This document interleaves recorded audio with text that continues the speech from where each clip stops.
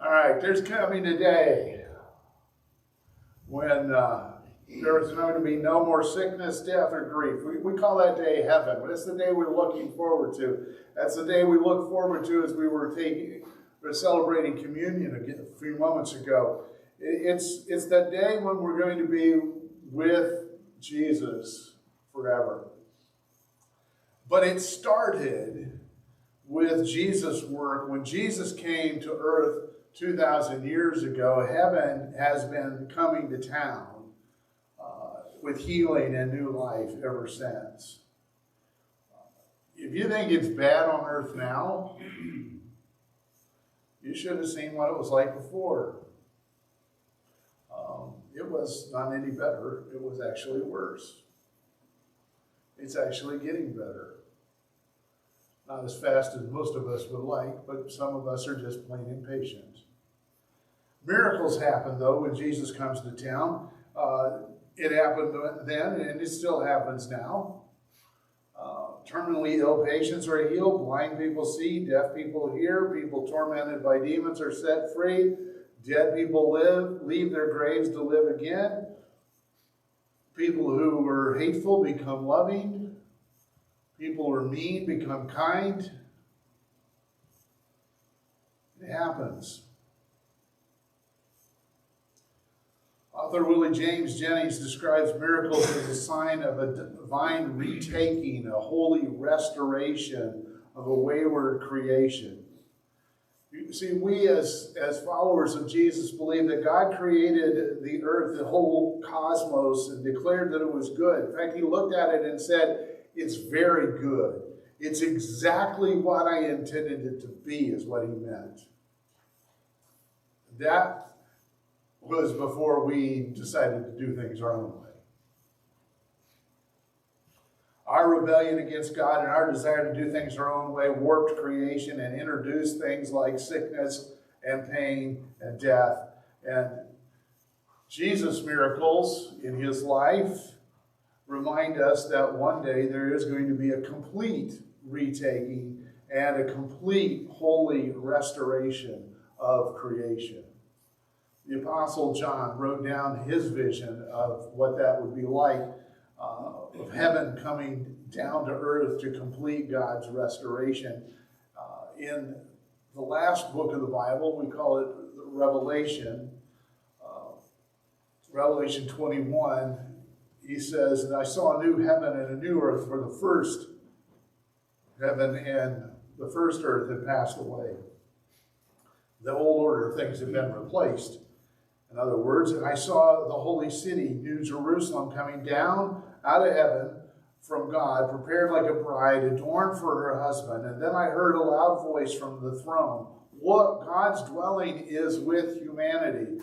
God will wipe every tear from their eyes. Death will no longer exist. Grief, crying, and pain will exist no longer, because the previous things have passed away." And the one seated on the throne said, "Look, I am making everything new." God is making everything new right here, right now. We've been looking at, we started last week looking at the miracles recorded by Matthew in what we call Matthew chapter 9. And I want to give you the backstory for the two miracles we're going to look at this morning. In societies 2,000 years ago, before modern medicine, they had some strict codes about what you could and couldn't touch and what to do when you came in contact with things that were impure. Some of it was based on superstition and ignorance. Some of it was based on observation. I mean, they weren't as, some of it was based on, in the Jewish community, based on revelation from God, but it was, sometimes we think we're really well advanced. Some of it was based on, these people weren't as dumb as we think they were. But some of it was a little strange. It was practical wisdom that helped prevent the spread of disease, at least a little bit. For the Jewish people, two of the things that were near the top of the list of things to avoid contact with were dead bodies. Makes sense. And women who were bleeding.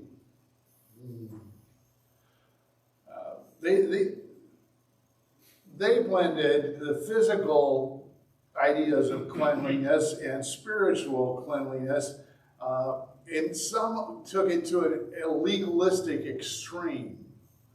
To maintain their cleanness, the Pharisees also avoided associating with sinners and tax collectors. So in Matthew chapter 9, right in the middle of this chapter where Matthew's talking about miracles, he talks about a miracle of his own where Jesus stops by his tax booth and says, Matthew, follow me. And he does. And he throws a dinner party, and he invites the only friends he has. Because the only people that will hang out with a tax collector are other tax collectors and sinners. And they're the only people that will come to a party at his house.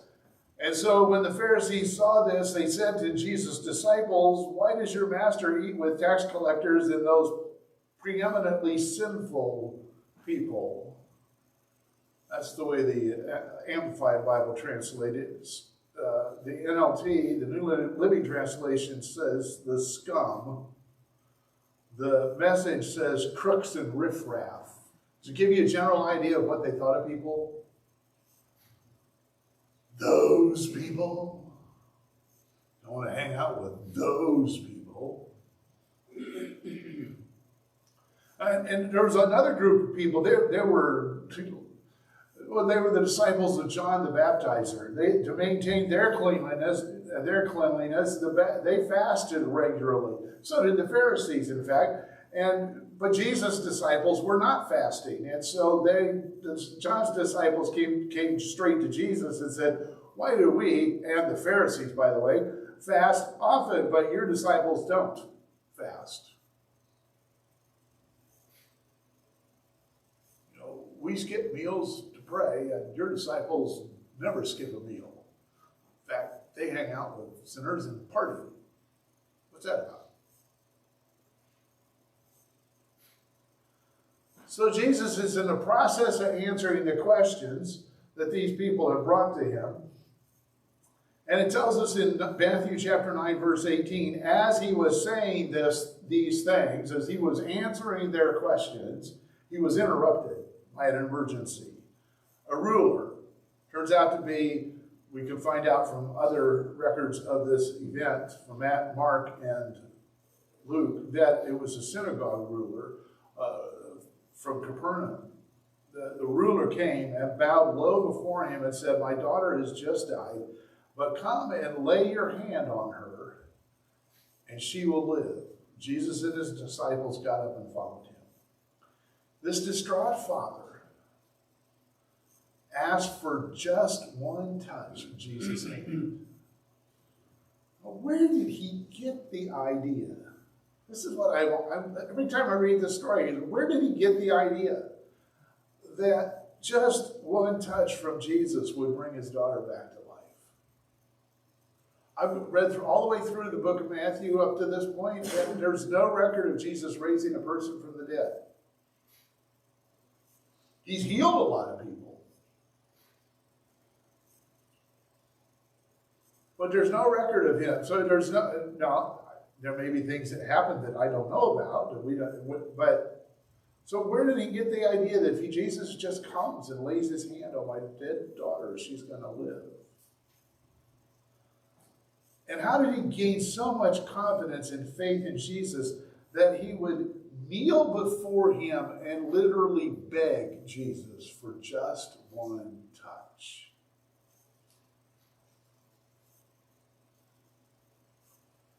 Well, Jesus and his disciples are going, and on the way there's another interruption. Verse 20 tells us, but a woman who had been suffering from a hemorrhage for 2 years came up behind him and touched the edge of his cloak. Just one touch. A secretive, sneaky, behind his back touch so that nobody would know. But still, just one touch was all she wanted. It's all she needed. She had faith in Jesus' power to help her. Because it tells us in verse 21, she kept saying to herself, if I only touch his cloak, I will be healed. If I only touch his cloak, I will be healed. But when Jesus turned and saw her, he said, have courage, daughter, your faith has made you well. And the woman was healed from that hour. With just one touch, 12 years of suffering immediately ended forever.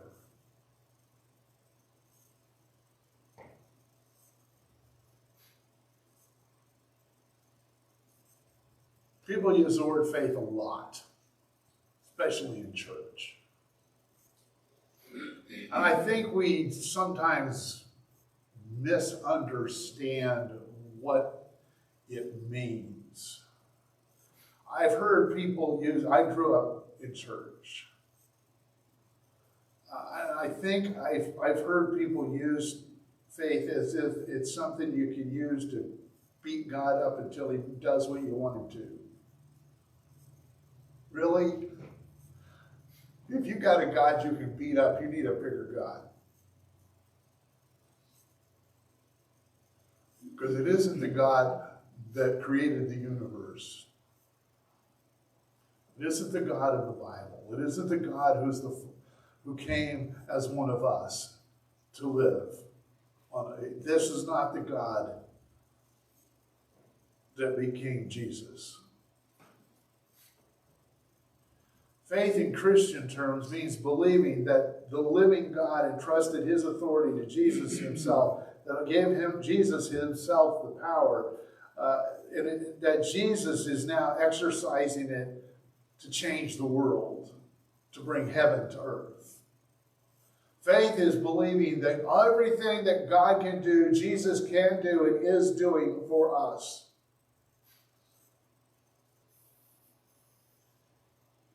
We may never have any idea how this woman concluded that all she needed to do was just one touch of his cloak.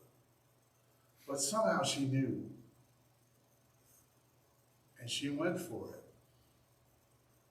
And she heard Jesus say, have courage.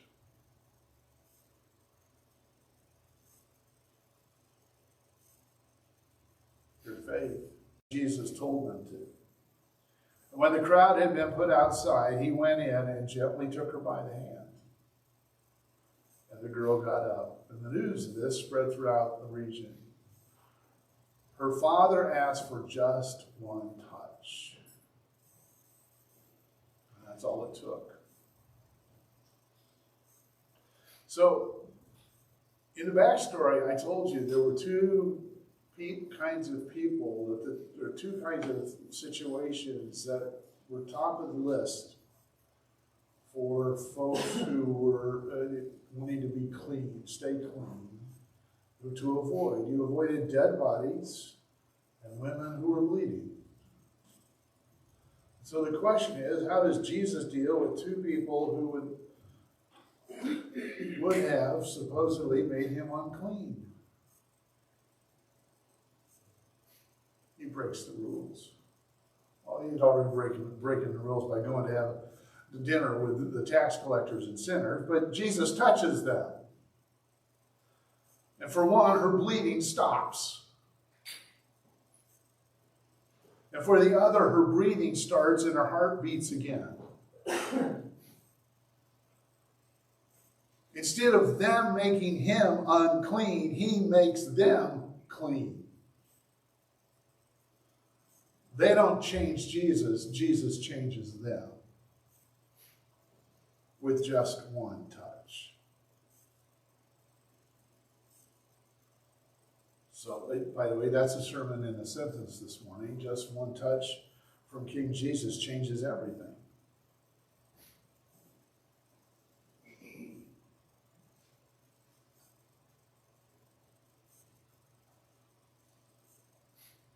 Just one touch from Jesus, King Jesus, changes everything.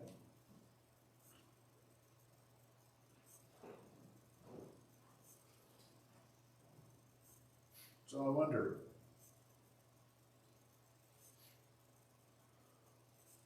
what wounds in your life have been bleeding for years without hope of healing?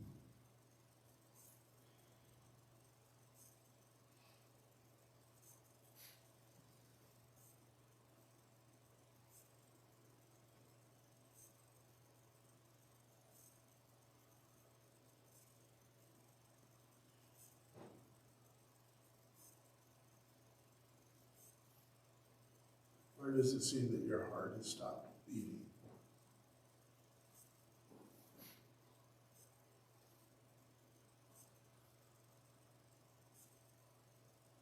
Hear the good news. Just one touch from King Jesus changes everything. Your wounds will heal. Your heart will beat with faith, hope, and love. Just one touch from King Jesus changes everything. Have courage, child of God. Your faith makes you whole. Just one touch from King Jesus changes everything. You are a deeply loved child of God.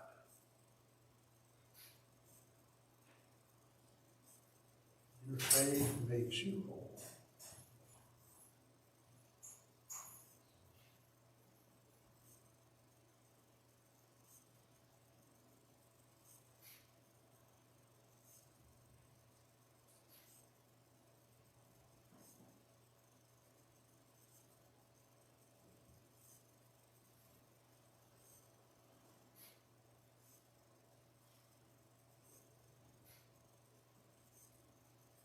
Just one touch from King Jesus changes everything.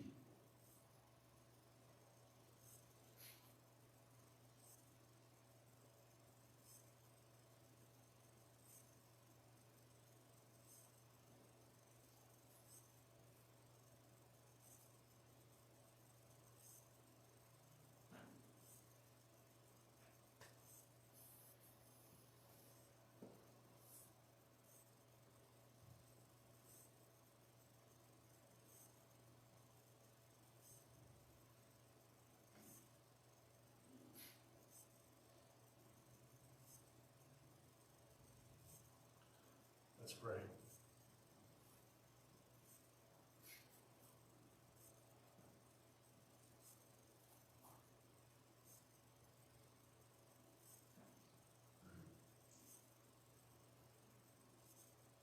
Lord, we don't know how you convinced a father that all it would take was one touch from you to raise his daughter from the dead. We don't know what convinced this woman that just one touch would stop her bleeding, heal her body. But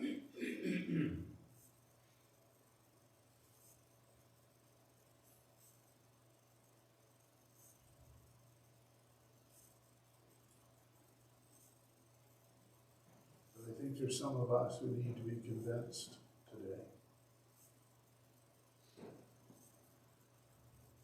We're not ready for the touch yet. We're a couple of steps back. We need to be convinced that your touch is what we need.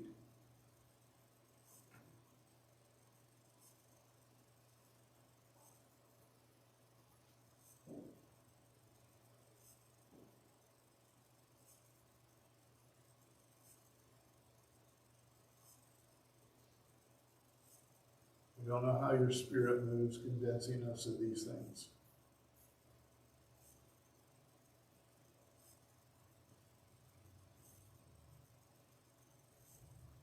But help us have the courage to say, I'm willing to be convinced.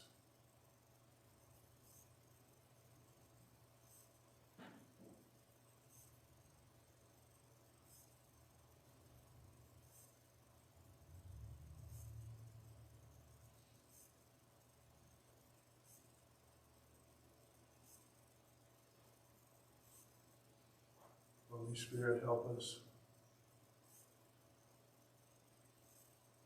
to be willing to let you do what you need to do in each of us.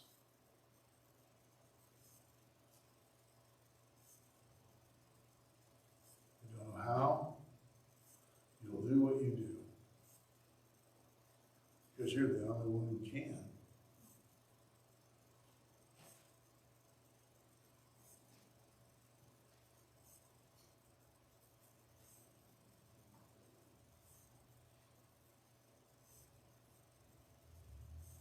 Help us to be willing to be willing.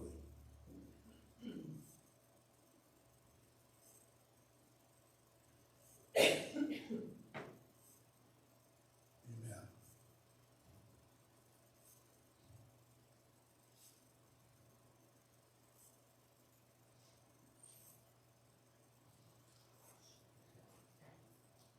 Just one touch is all it takes when it comes from Jesus.